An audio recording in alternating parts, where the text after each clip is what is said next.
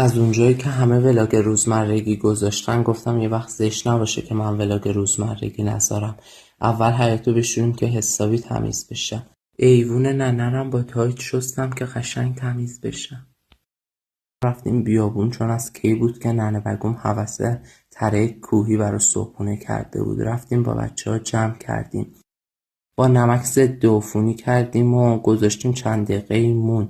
اینجا هم آب کشی کردیم و گذاشتیم آبش بره. بعد یه گلیم انداختیم تا ننه بگمو صدا کنیم بیاد توی دالون بشینیم و یه صبونه مشتی دور هم تو حیاط با همدیگه بخوریم. ننه بگم خیلی پای است بچه ها، هر موقع صداش میکنیم میاد و میشینه. اینجا هم ویهان داشت دمپایی ها رو مرتب میکرد.